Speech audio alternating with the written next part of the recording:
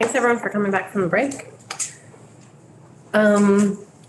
So we are in something of a reappraisal crisis, both in terms of capacity to reappraise and the number of communities that all have sort of caught up with themselves or not caught up with themselves, given how long it's been since they reappraised.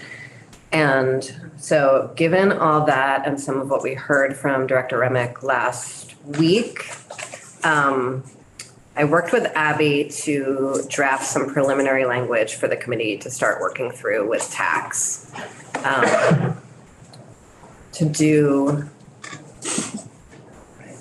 have the tax department manage reappraisals, basically. So that we can be like every other state in the country, for once. You know, it's a rare thing, but sometimes it isn't a. And so Abby is going to talk us through the language. There's a lot of gaps in it. There are a lot of decision points. And then after Abby talks us through the language, Director Remick is going to come up and sort of puzzle through the decision points with us as a way of figuring out what we're doing here.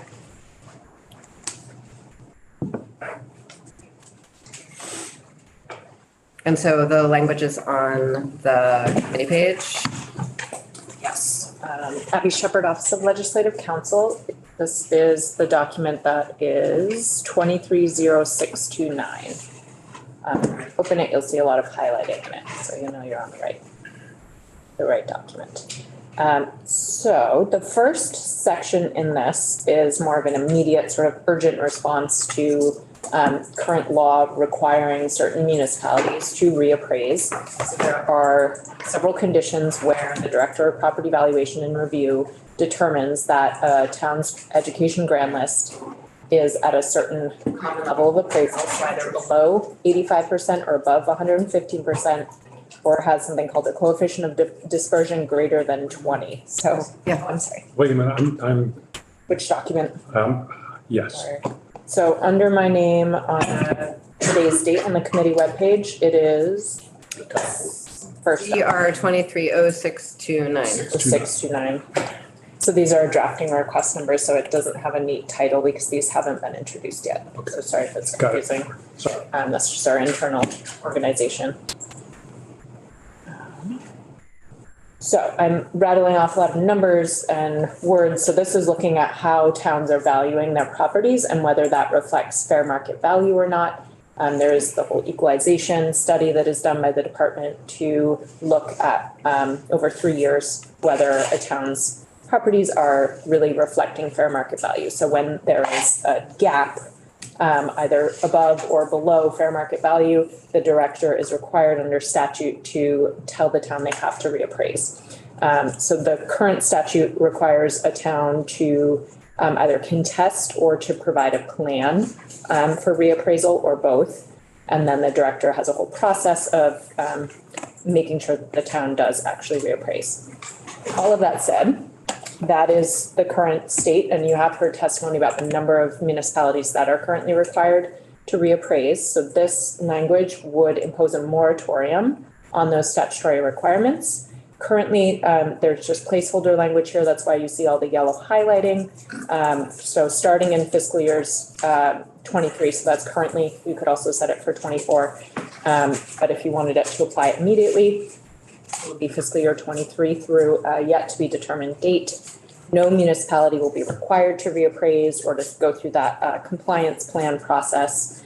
And if its grand list is found to be not reflecting fair market value. That's subsection A of this section 1, and on line 11 of page 1 in subsection B, this also gets at this requirement to carry out or submit a plan for reappraisal. It will not trigger the current statutory authority for the state to withhold funding to towns. So it says towns will be held harmless. Here's the moratorium, and there will be no fiscal impact to towns.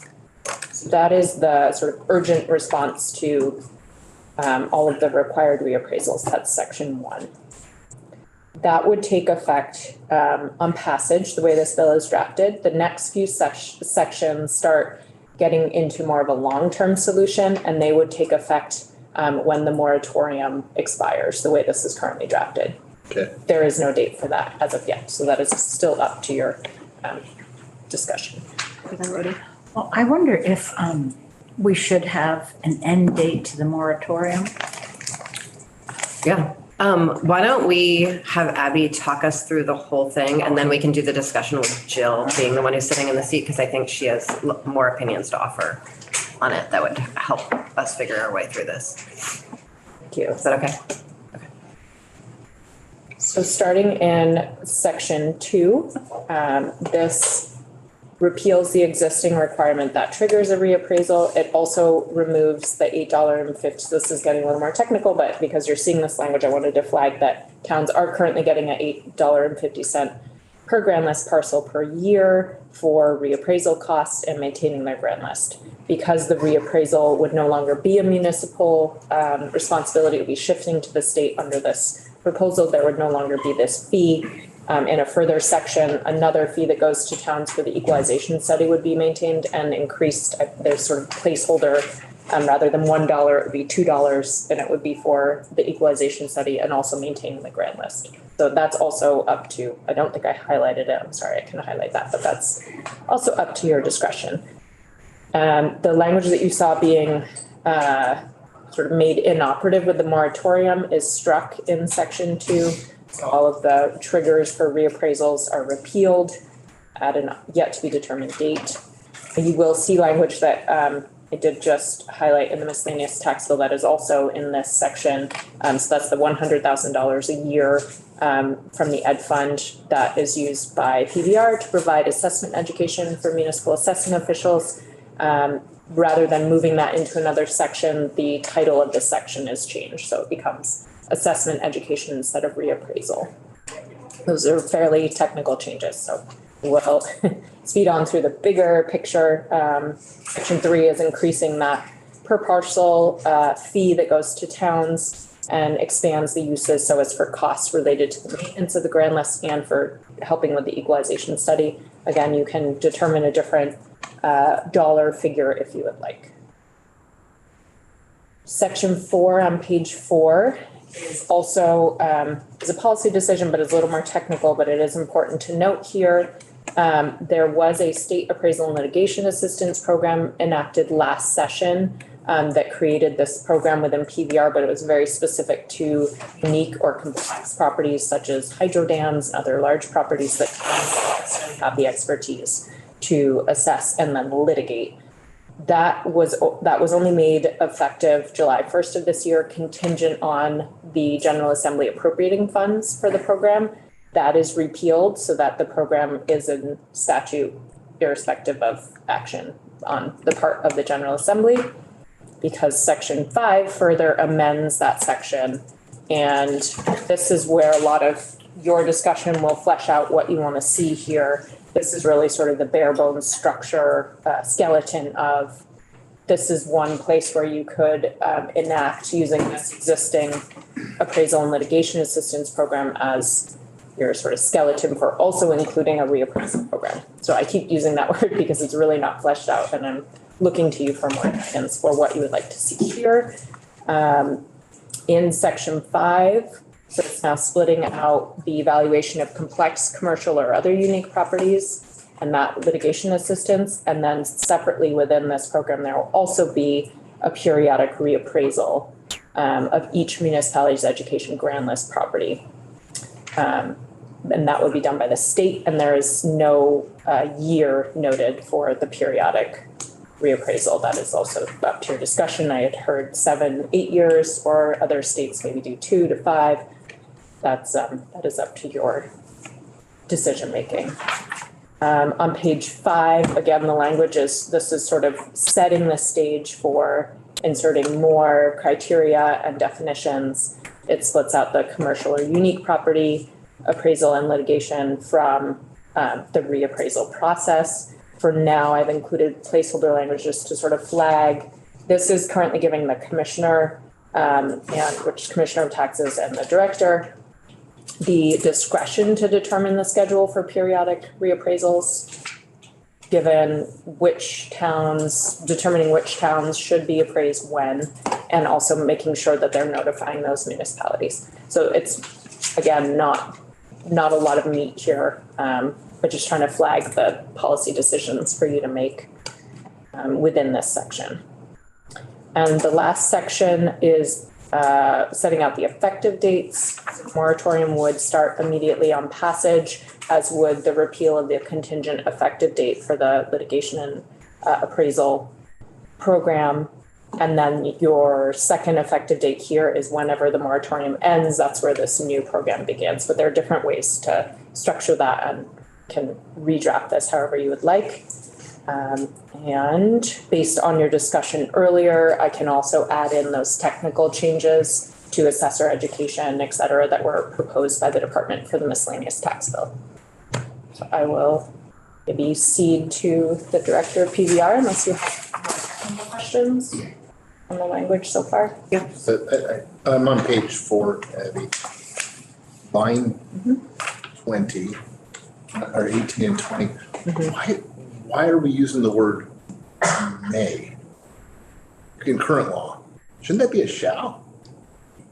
I mean, we would never want the commissioner to just throw up their hands and say, we're not going to do this anymore.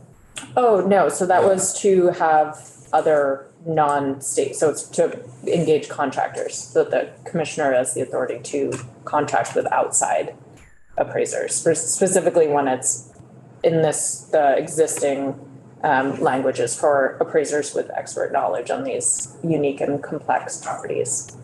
Yeah, I just wonder why that shouldn't be a shall though. Well, I guess I Okay. think one of the things I think would be helpful to discuss with Director Remick is, how much of this do they want to do internally with Yeah. tax department staff, and how much do they want to contract? And the may right now gives them the ability to do either. Okay, all right.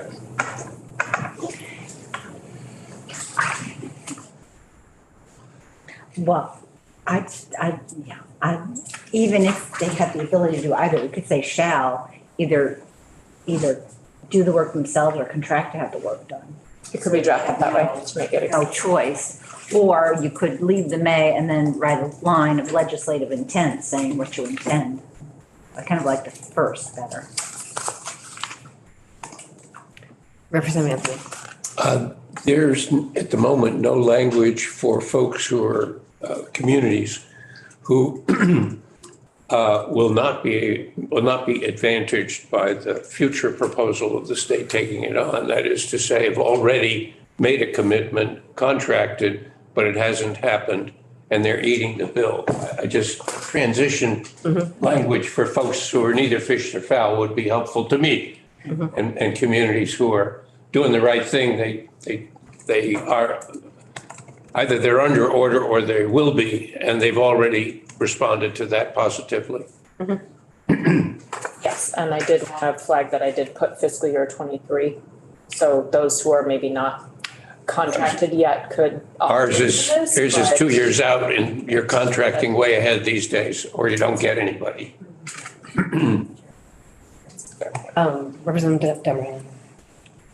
Abby, I just want to clarify on the sort of looking back here. So this would be for municipalities whose equalization study last year would be triggered for a reappraisal this year, that would get an order this spring, right?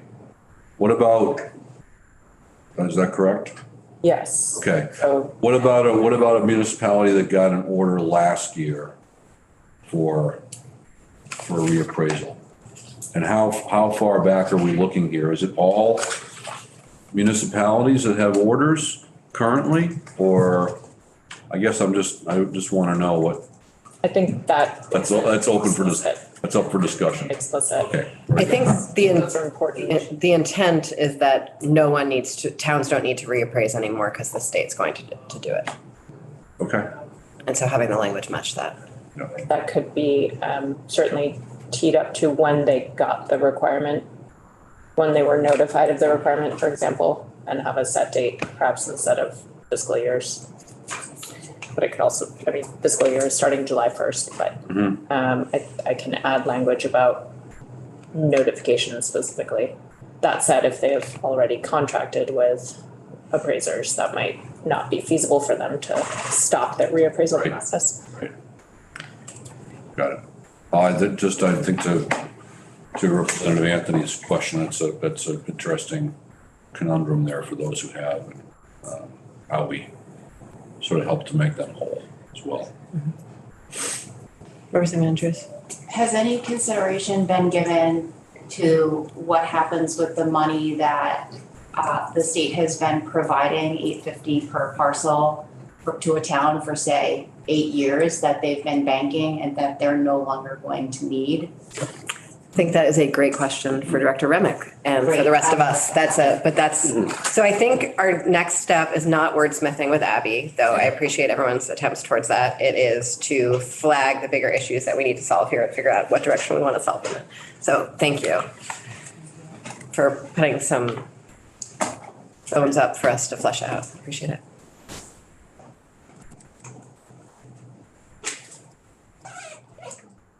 Good morning. Thanks for joining us. Sure.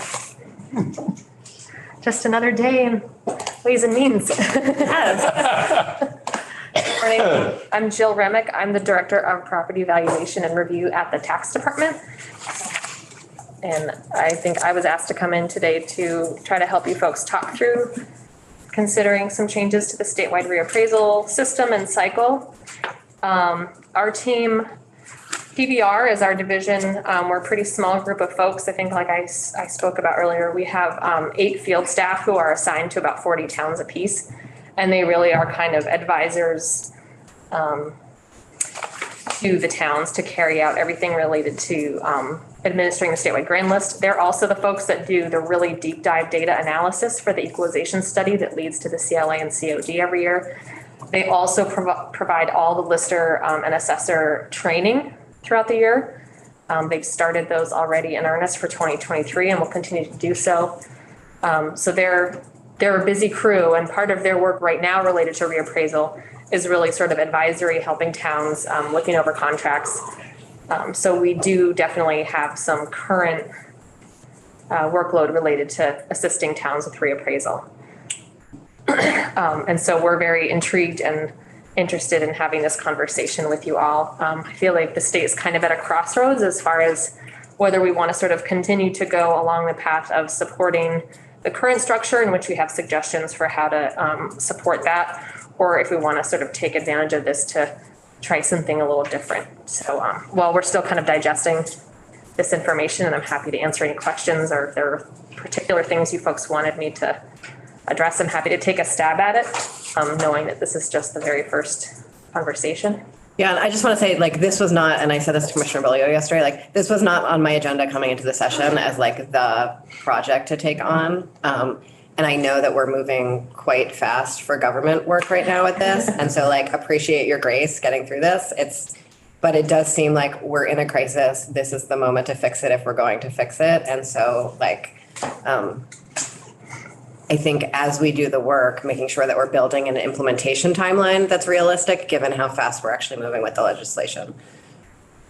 Representative Beck. Jill, Yes. as your office goes through this draft bill and thinks about it in ways it could be changed, I would be curious to know is it as it's drafted, or could it be made to work such that we would no longer need to do common level of appraisal in communities and apply that to their education tax rates? Right. I think the key piece would be in the cycle of how often we would do these. That's the key, right? If we're doing it every 5 years or less, then that volatility really shrinks significantly. And then it can be more of just a data check and less of a CLA system.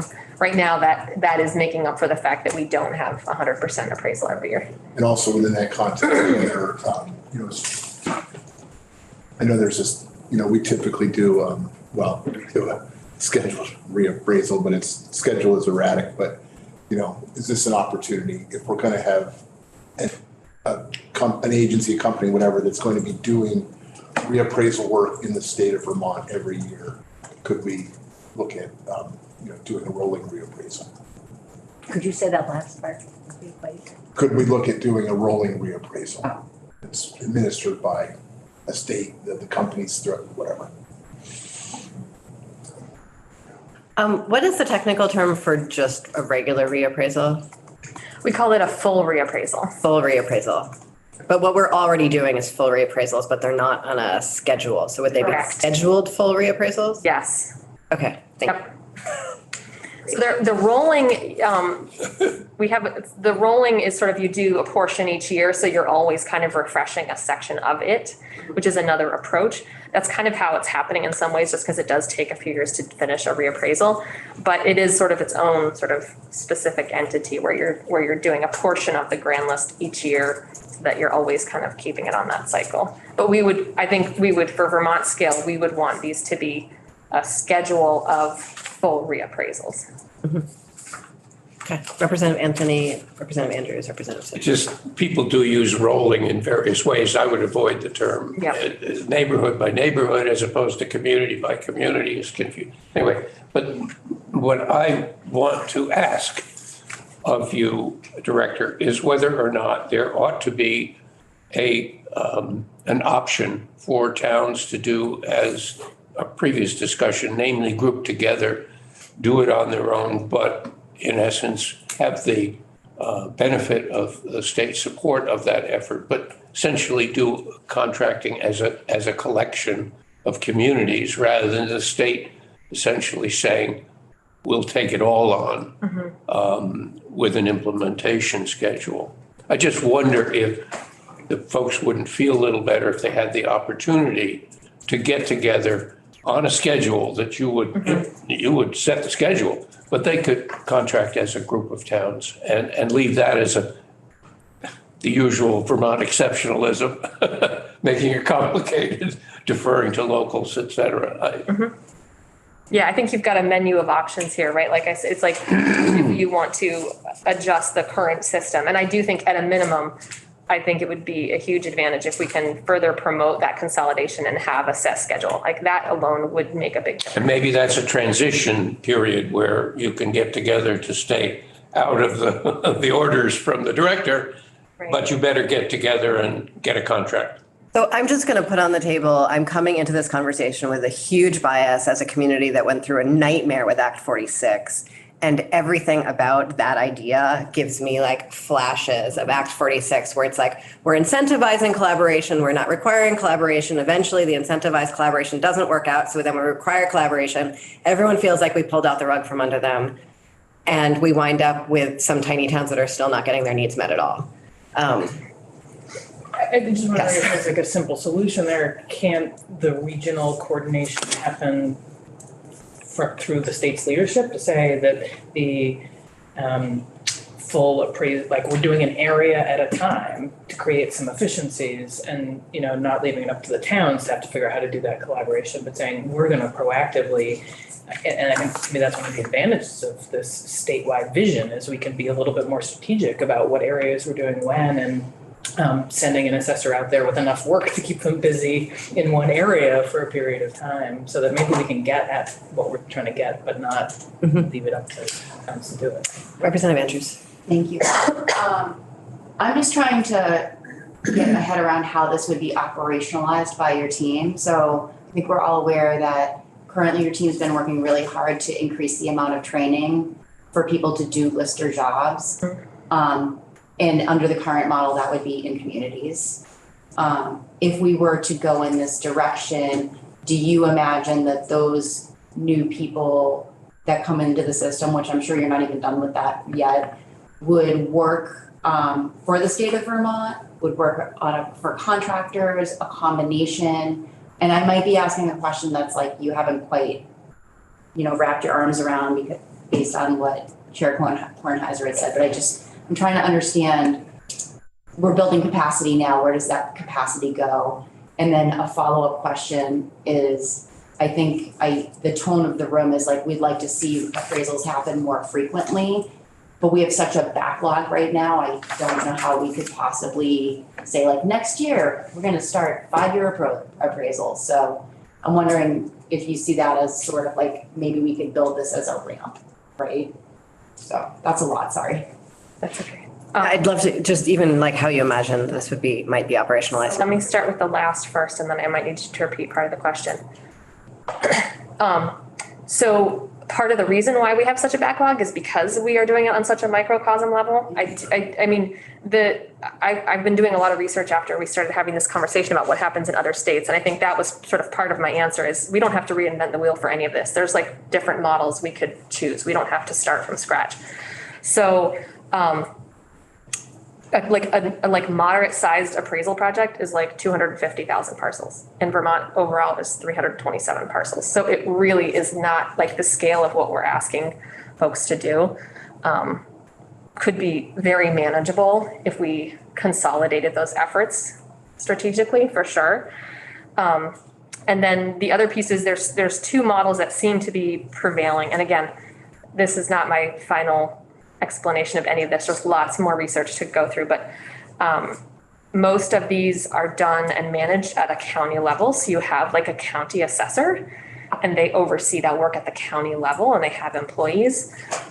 In Vermont, I would see it that we would, even if we contracted out all of the actual reappraisal work, which I think would be a very real possibility, we would need at least staff to oversee the contracts and the training and make sure the paperwork was like that it was meeting our standards. Like we don't have any capacity right now on our little team of people to oversee this. So it could either be that we actually have employees, whether they're state employees that are assigned to those regions and do that maintenance and do that reappraisal work, or we have folks who are overseeing that centrally and we contract that work out. Does that help? Yes. Okay.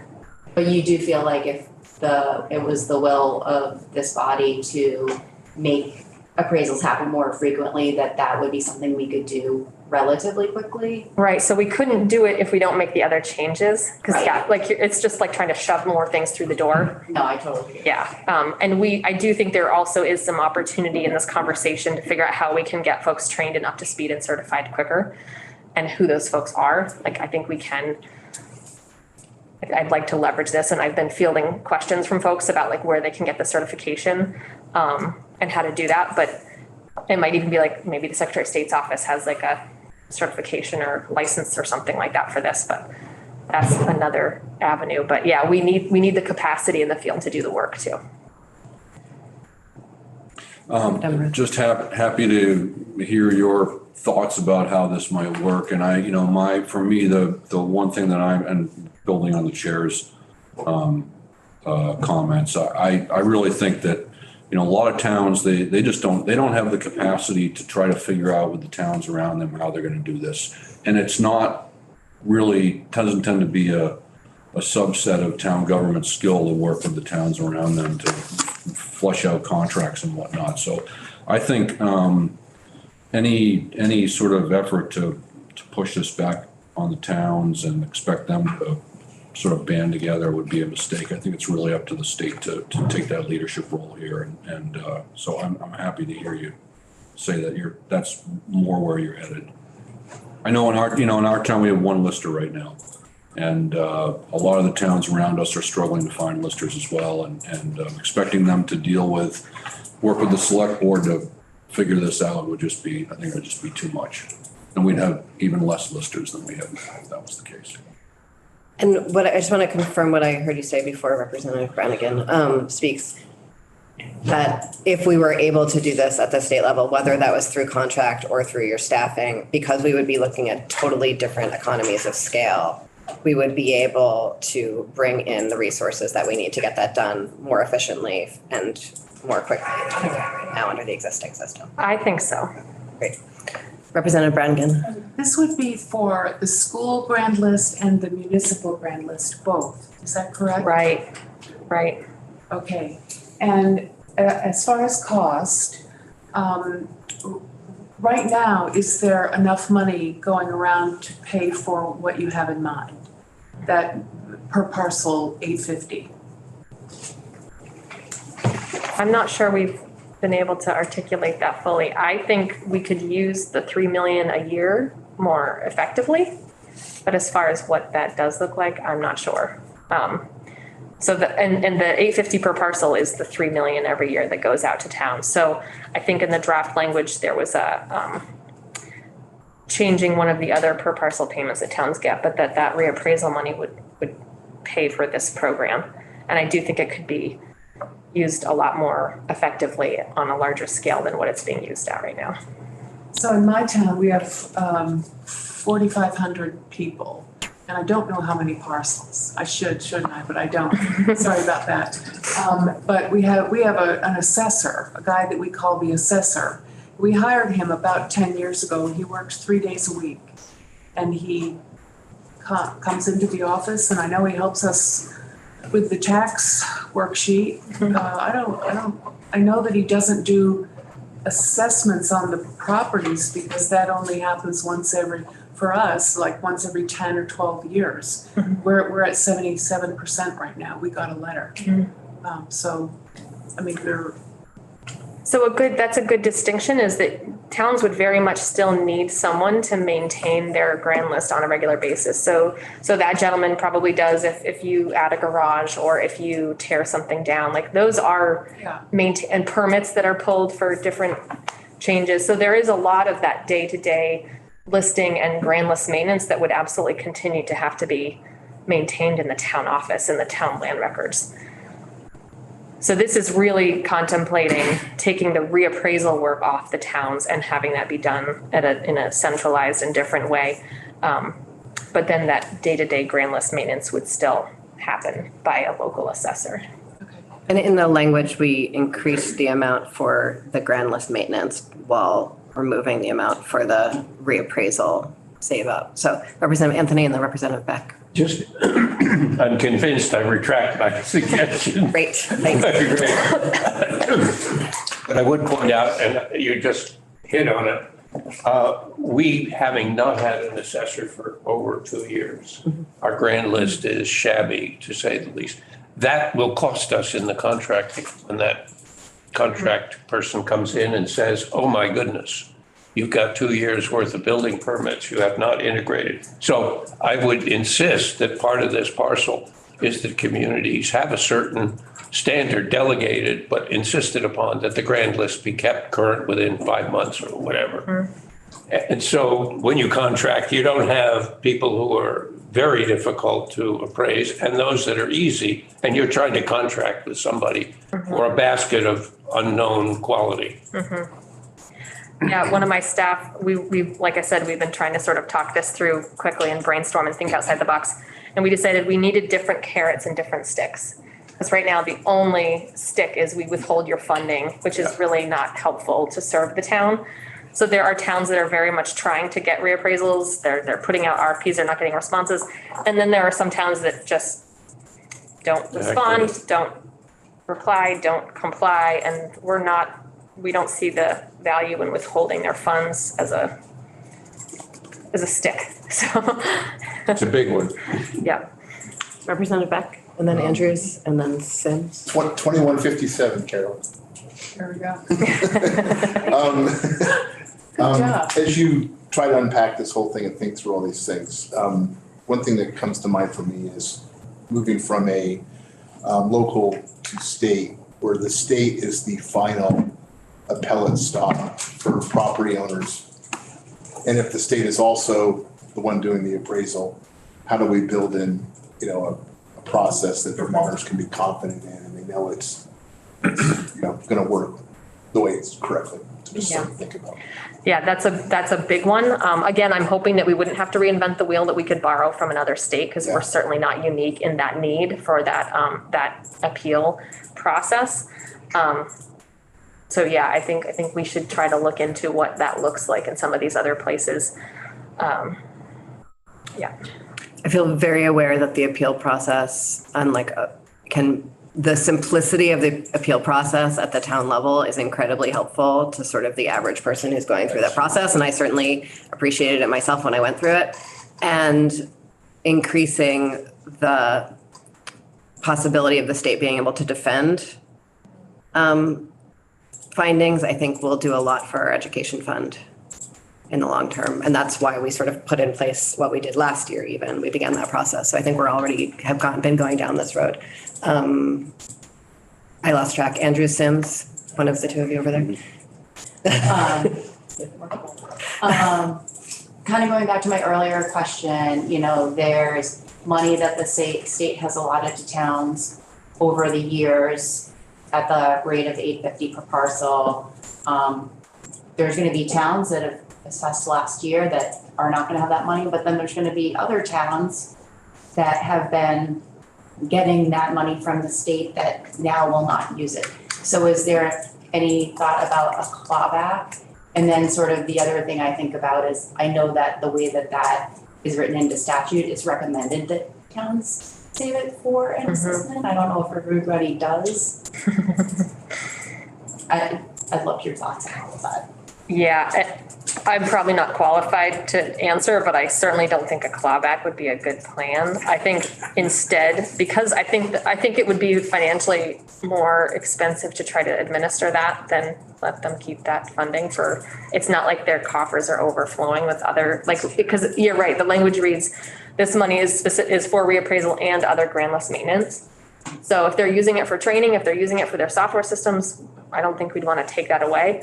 But to the point about the transition, if there are towns that are using it or who have contracted and committed that money, we'd want to make sure to support them in that and not penalize them for using it for what it was intended for. Just wanted to confirm that you would expect the physical inspection still to be a part of the process. I think I remember in your presentation before that the majority of other states do not require a physical inspection. Right. So I'm not a professional assessor, even though I'm in this role. But nationally, there are a lot more tools that we can use that wouldn't require physical inspection. So I would think part of this plan, and I believe there were some administrative rules that we actually have already need to update our reappraisal administrative rules. We would want to lay out like what would be expected of the contractor. But there definitely seems to be a move away from that level of interior inspection and grading based on certain qualifications inside, whereas, because all of that also adds some subjectivity. So I think there would be, I think a lot of the contracts are written, so there's like, maybe you have a certain percentage of physical inspection, or you do spot check, or I think a lot of the folks who do this work, you send out sort of a data collection letter to the residents and ask folks. Folks are generally pretty straightforward, like, and if they're not, you can do some spot checking, or you can pick a few different neighborhoods. You could get at what you needed to do without doing the full interior. And like I said, there are some really cool tools that can actually measure footprint and depth of homes and depth of swimming pools and depths of decks, that they can do it all from the air. And if we did that at the state level, it would cost us a lot less than if towns tried to do that by themselves. So it's kind of exciting to think about. It feels theoretical, but it is possible to do. I hear two really important pieces in there. One, there's an opportunity for a little bit more like consistency, which might benefit us all, and some efficiencies and cost savings. So, but that some of those details will be determined in the rule. And I'd love to pull out a little bit, use the word effective and use the word consistent. I think there's been a lot of research the last few years about like the really fairly intense implicit racial bias in a lot of appraising practices nationally. And there's been a lot of work to move through that. And I think doing this at a wider scale would allow us to remove a lot of the implicit bias that's built into sort of small scale appraisals. Are there opportunities for us to sort of name some of that intention around this change, like both around the kind of regional multi-town coordination and removing bias and creating a consistent standard applied equitably? Mm-hmm. Yeah, and that's something that I think we've talked about a little bit. Yeah, and I'm thrilled that you folks are not contemplating removing the commercial assistance program, because that I think is where the real education dollars and municipal rep, like I do feel like there's some opportunities there to more fairly spread the property tax burden around Vermont, not just on residential property taxpayers. Beck, Taylor, Anthony, Maslin. I just crossed my so- memory. In Vermont statute right now, Jill, we send that $8.50 per parcel to every town on an annual basis. Correct. Is there a state requirement that they maintain those funds in a separate account from their? Yeah, the way the statute reads, they do, but then it gives them this little, at the end of that sentence that says, this shall be set aside for reappraisal, blah, blah, blah, that says, and other grandless maintenance or something like that. So, Okay, so they could have taken some of it for some other grants. yeah. Okay, all right. Taylor. It can be just an account. I'm sorry, was I can wait. Go ahead. No, he wasn't, you were next. I realize we have this crisis now. And how much of this is a result of COVID? Because we're talking about statutes that are going to go on beyond this crisis. So if you look before COVID, was there a similar problem, or geographically do we have one area that's really needs the reappraisals and other portions of the state that really were doing okay before COVID? And when you're talking about putting together a program that's going to hit the different parts of the state, you don't want to hit them if it's not necessary. But so you want to, how much prior to COVID was this an issue, I guess is my question. Sure, and I would say it almost all already was. So I remember coming to the old Ways and Means Committee room pre-COVID, because this is all still fundamentally built on volunteer listers and assessors serving in town, and that was already a huge crisis before.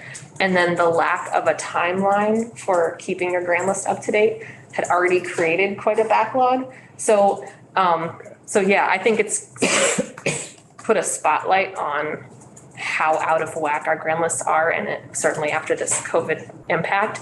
But the crisis remains and will continue, and it was here before COVID, that we don't have enough folks to do this work. We don't have folks able to serve their towns in this way. And our grand lists are continuing to get out of date.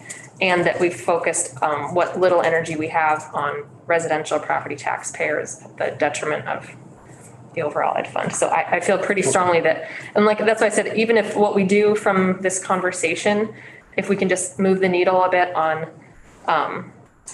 building capacity in the field and having a cycle and providing that like consistency statewide, that will pay dividends for both the municipal grand list and take, then it does make the lister, the local volunteer lister job a little bit more manageable too. You could still have folks, they're still gonna need to pull land records and help people who are coming in to look at their property cards, maintain boundaries, update their, there's a lot of these folks who wear multiple hats too, and those wouldn't go away. The zoning administrator, E911 coordinators, a lot of these local, there will be plenty of work for the few folks that still want to do that if we can take this reappraisal work off their plate.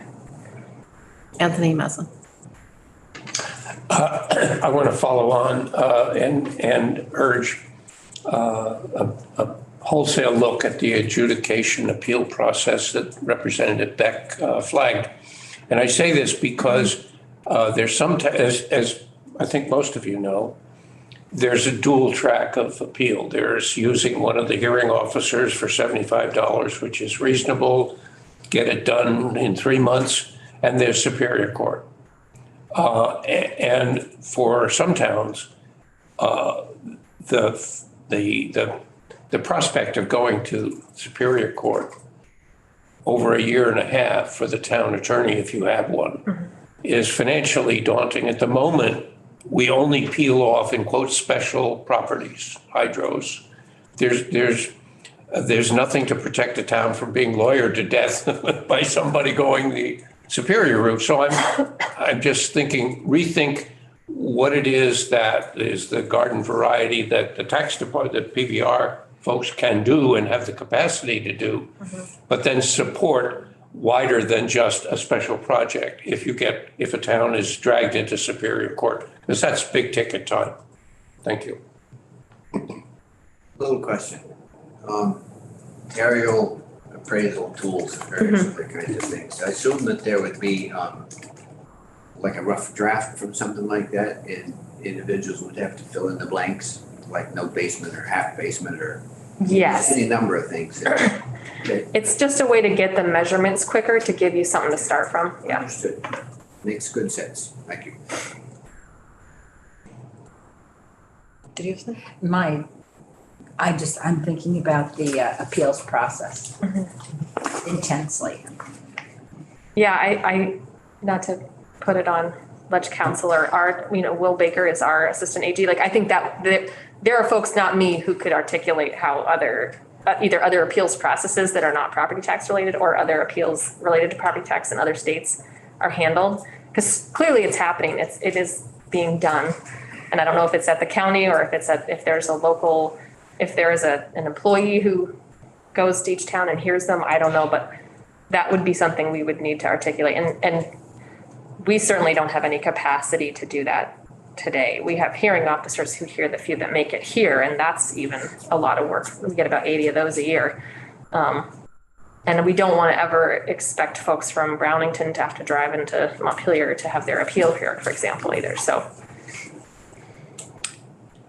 So what, I'm just gonna sort of run through a list of flags that I have from folks, and if I, please add other things. So, a big one for me is like working from an end date of where you all could imagine like a fully realized system with an appeals process and contracts going out and all of that rolling, and then working backwards from decisions that have to be made today versus decisions that could be made in a year, and sort of what a implementation timeline would look like. And then within that, we need transition language for existing contracts, and existing dollars that are sort of floating around on this, an appeals system that might build out the hearing officers, but still really allow for a lot of local access and accessibility. Can we say goodbye to the CLA? And would we get applause when we entered any town and we did that? Parades, parades. How often does the Ways and Means at a parade? The special float. Let me finish the list and then, okay, and what costs this is gonna, I mean, what the costs are gonna be to you, and then how much money we'll be saving that we're not sending out or still need to send out. The difference between sort of, are we looking at something rolling versus a regular regional, and do you need to even name the regions up front, or is that just something that you could figure out with your contractors? And then you mentioned carrots and sticks, and so what those carrots and sticks would be. Personally, I'm a bigger fan of carrots, and at some point, it's like you need to make sure that people are using the carrots that are offered to them. So, are there other sort of big flags that you have? I think you've captured it. Okay. Yeah, and I wanted to be clear, the carrot and sticks is more applicable if we keep the current system. We did notice, some states had where towns could, or municipalities could opt out of being a part of the state system, but then they get a much lower support payment from the state in exchange for that. It's kind of like, you're gonna get this if you participate in the statewide system, but if you're not, we're going to reduce what we do send you. So there are things like that too. I think if we did something, I think doing something like that makes a lot of sense in a state that doesn't have a statewide education fund.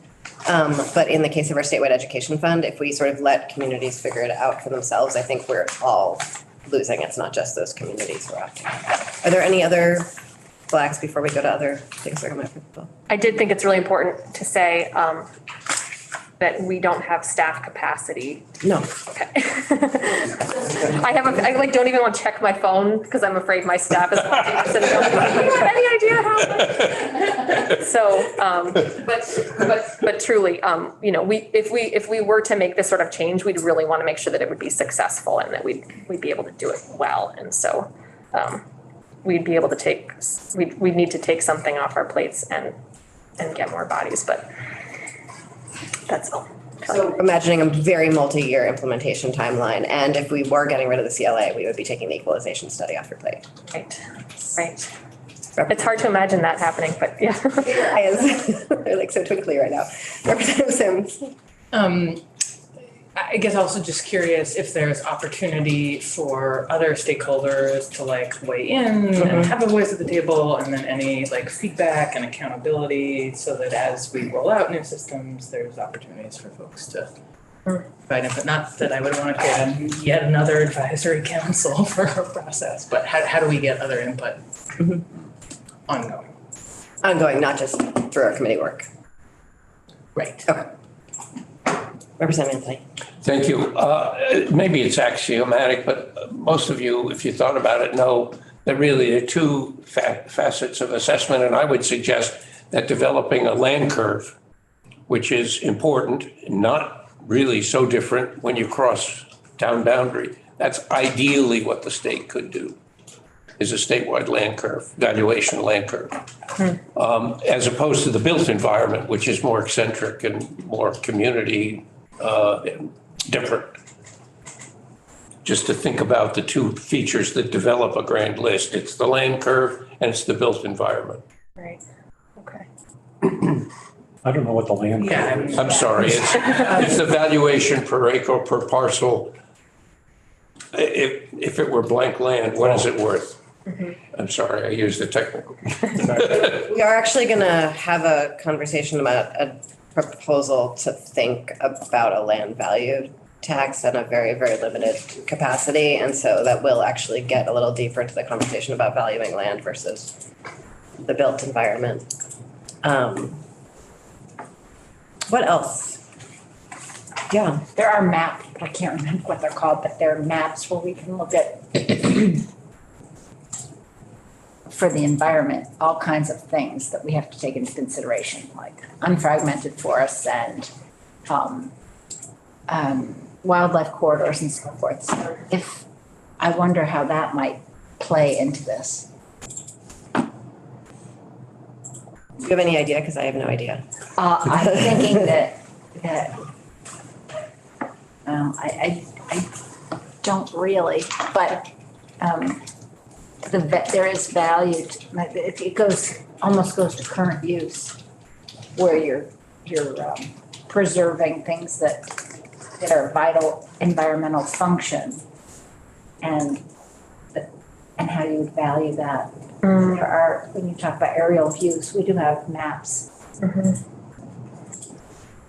you think of any way to think about that?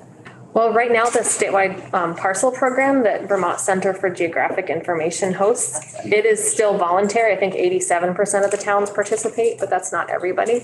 But they do their darndest to try to keep it as up to date as they possibly can to provide that open source parcel viewer. So yeah, that's the thing, is once we start to, there's lots of room for shared work that could benefit everyone when you start to talk about valuation and appraisal. And Do you imagine, when you talk about doing sort of appraisals in this way, and you talked about the new technology, is that it would be helpful for us to be bringing in the state GIS office earlier into this conversation? sure, Okay. yeah.